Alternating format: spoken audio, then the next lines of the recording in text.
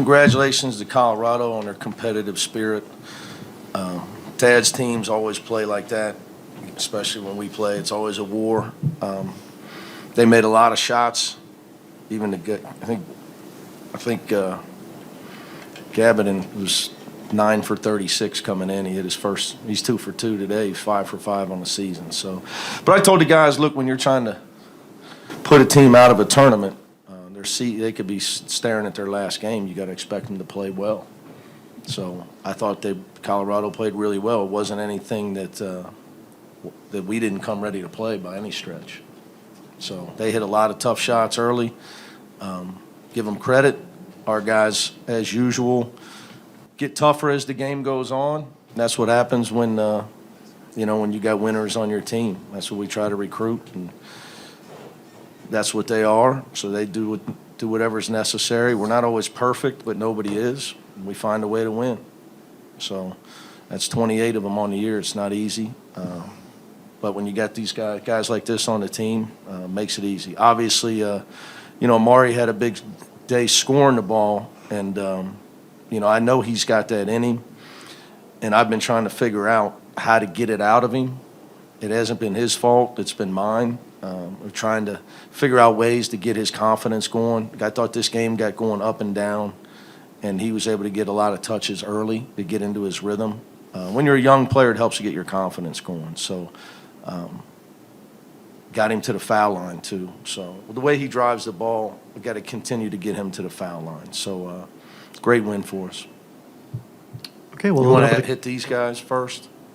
We'll open up to questions. Okay, we'll start here in the front with Ben. Amari, did you consciously come into this game wanting to have a big offensive output, especially with Jalen not available?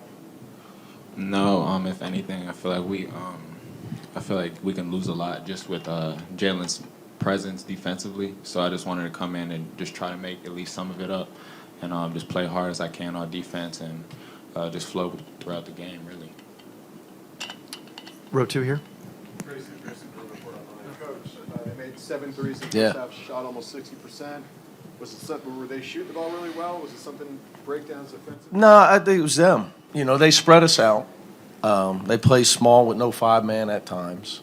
And they had guys making shots that aren't their best shooters on the year. Like I said, Gabbidon's 2 for 2 in the first half. He's 9 for 36 on the year. So, but at tournament time, everybody's dangerous. And I think it's smart strategy, as good as we are defensively, is to try to spread us out as much as you can. Don't let us put you into small spaces and tight gaps, because that's where we can really start stealing the ball. We still end up with 9 steals today. But I thought it was strategy on their part. Give them credit, and their kids made shots. It's not always, our defense is awful because we're not ready to play. I don't think that was the case. I think Colorado's strategy, and they made shots. And when teams are banging in shots, it's really spread you out. And now you're scared to help. So we were able to get them a little bit more uncomfortable with ball pressure in the second half. And I think, it probably affected their three-point shooting at least a little bit. They shot 27% in that half. How do you think you did your bench hit without Jacob Clark? Well, they played a lot of minutes. I don't always put, bench production on points. Will McClendon had 4 rebounds in the first half when we were playing with Adem and Amari with foul trouble.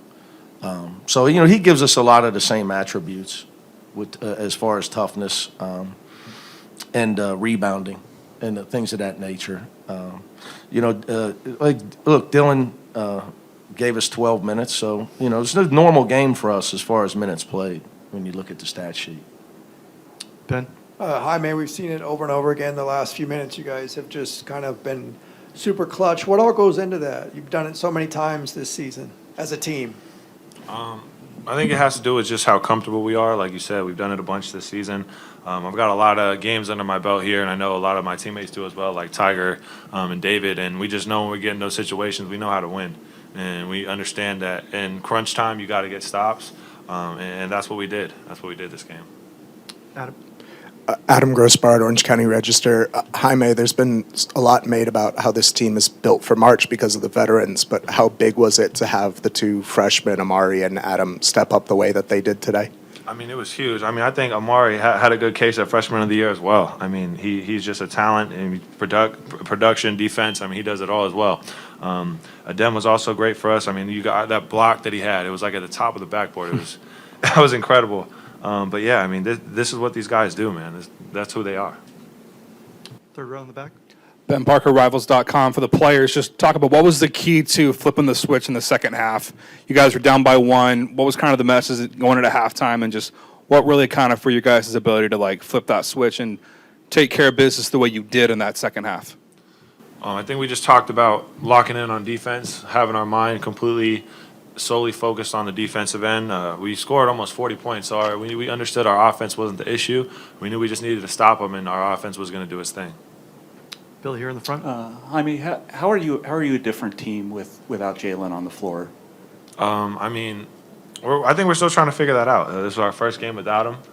He brings so much to our team. He brings intensity, energy. He's our X factor when it comes to defensive end as well. I mean, on offense, he can do so many things.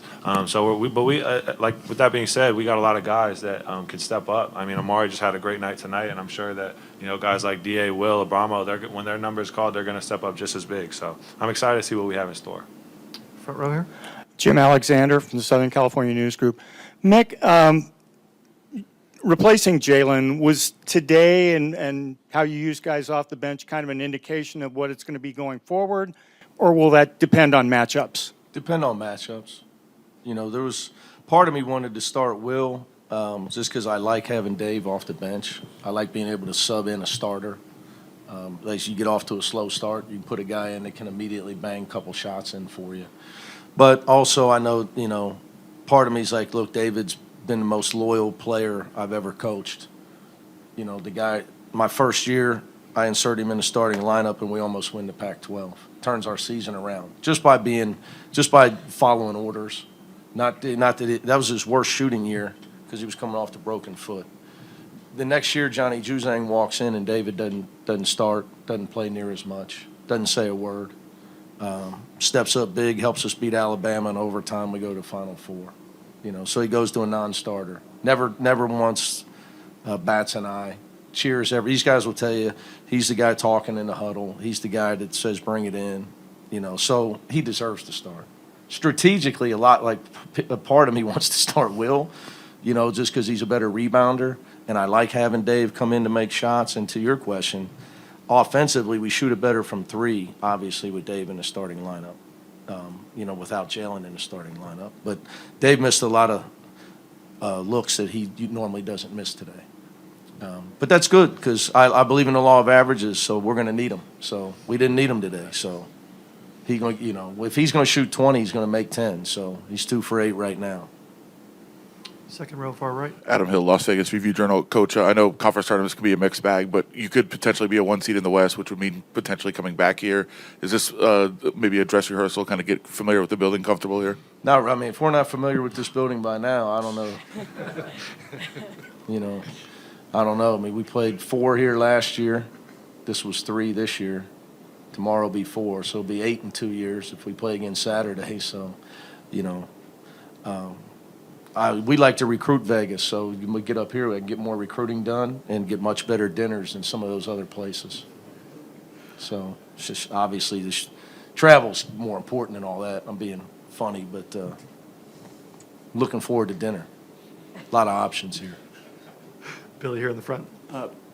Mick, is there just the way the tournament selection committee is, reviews things and what they look at? Is there an incentive for you not to address Jalen's status? I address Jalen's status as clear as I'm legally allowed to. Okay. So, but beyond this, or maybe what his status might be beyond this Oh, no, if they weekend? ask us, I'll tell them exactly what they want to know. Okay. I said that in my press conference, didn't I, Ben? Yeah. Has anybody contacted? No, I would think they would probably contact Martin, to be honest with you. Okay. I don't know how much they like me anyway. But no, yeah, we'd be transparent with them. But, I think the thing that bothers me is that people feel like, first of all, I have a job and I have, a family I'd like to keep. So there's a little thing called HIPAA. Okay, second thing is, Amari had an injury. I was consistent. He had a foot injury, he was out. There was no details said about it. The Dems started wearing a mask. Did I ever say what happened to him? So, if kids have rights, they have careers, if they don't want us to disclose their injury, okay, then that's their right. And I'm more concerned with doing what's right for my players than making people in the media happy.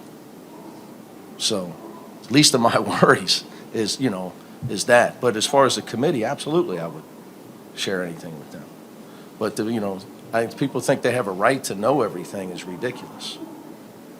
It's happened already today. Somebody's Twitter saying stuff about Coach Self, who I've known since I was 20, and I'm praying he's okay, and people are speculating, how about give the guy some privacy with his family? I respect that people got a job to do, but Jalen Clark has a right to his privacy, guys. And I would hope that people would respect that. All right, thank you. All right, thank you for your time.